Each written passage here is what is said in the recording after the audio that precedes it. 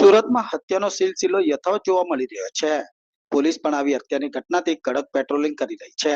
તો બીજી તરફ ઈચ્છાપુર વિસ્તારમાં થયેલી હત્યાનો ગુનો ઉકેલી મહિલા પત્નીની પોલીસે ગણતરીના કલાકોમાં ધરપકડ કરી તપાસ શરૂ કરી હતી.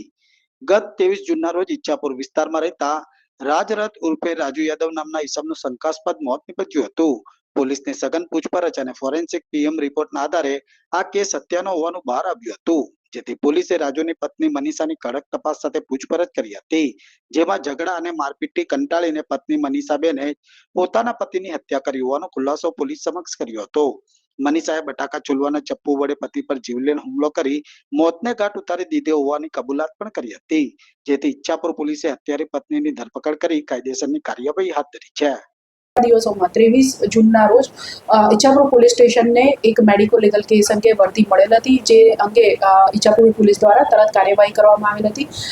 તેની વિગત જોઈએ તો ઈચ્છાપુર પોલીસ સ્ટેશન વિસ્તારમાં પાઠાની આસપાસ ઝૂંપડપટ્ટીમાં રહેનાર ઈસમ રાજરથ ઉર્ફે રાજુભાઈ જોગેશભાઈ યાદવ, તેઓને કોઈ કારણસર ઈજા થતા 108 મારફતે સિવિલ હોસ્પિટલ ખસેડવામાં આવ્યા હતા, જ્યાં તેમને મૃત જાહેર કરવામાં આવેલ હતા. જેથી ઈચ્છાપુર પોલીસ સ્ટેશન દ્વારા સત્વરે એડી દાખલ કરીને આ કેસનું તપાસ કરવાનું ચાલુ કરવામાં આવ્યું હતું. જે દરમિયાન જે મરણ જનાર વ્યક્તિ છે તેના પરિવાર અને તેની આસપાસના વ્યક્તિઓ વગેરેને પૂછપરછ વગેરે જે પોલીસની કાર્યવાહી છે તે ચાલુ હતી. સાથે સાથે આ ગુનામાં પોલીસ દ્વારા આ જે મરણ જનાર છે તેઓનું ફોરેન્સિક પીએમ કરાવવામાં આવેલ હતું.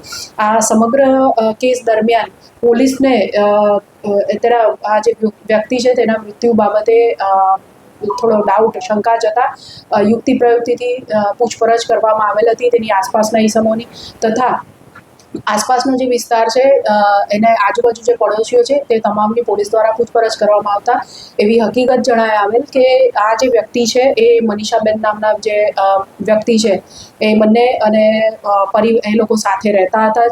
અને મનીષા અને રાજુ છેલ્લા 8 વર્ષથી એકબીજાની સાથે રહેતા હતા અને એ લોકોને રોજ કોઈને કોઈ બાબતે પુષ્કળ ઝઘડો થતો હતો. જે બાબતે જે રાજુભાઈ છે એ હંમેશા પોતાની પત્ની મનીષાબેનને રોજ ખૂબ માર મારતા હતા. આગળ પૂછપરછ કરતા એ ધ્યાને આવ્યું કે 23મી તારીખના સાંજના સમયે મનીષાબેન અને રાજુભાઈની વચ્ચે પુષ્કળ ઝઘડો થયેલો હતો, જેમાં રાજુભાઈ રોજની જેમ તેઓને ગાળાગાળી કરી, મારી નાખવાની ધમકી આપી, પુષ્કળ મારામારી વગેરે કરતા હતા. જે દરમિયાન મનીષાબેન બચવા માટે પોતાના જે ઝૂંપડું છે તેના પાછળના ભાગે ચોકડી છે તે બાજુ ગયા અને એ દરમિયાન જે મરણ જનાર છે તેમનો પીછો કરીને મારઝૂડ કરી.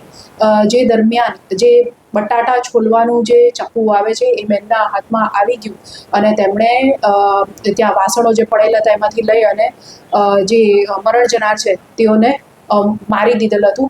જે દરમિયાન લોહી લોહાણ તે થઈ ગયેલ અને પછી ત્યારબાદ આજુબાજુના લોકો જે છે તેઓને બૂમાબૂમ સંભળાતા અને એ લોકોએ 108ને કોલ કરીને બોલાવ્યો હતો.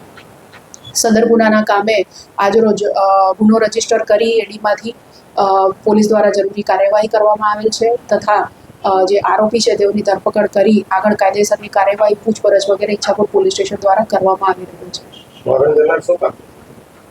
મરણ જનાર કોઈ પરમાનન્ટ કામ નહોતો કરતો, છૂટક મજૂરી, કોઈના ખેતરમાં કામ કરે, હવે ખેત મજૂરી કરે, કોઈ આજુબાજુ કોઈ પણ પતરા સરખા કરવાનું કે કોઈ પણ પ્રકારનું કામ આપે તો તે કરતો હતો.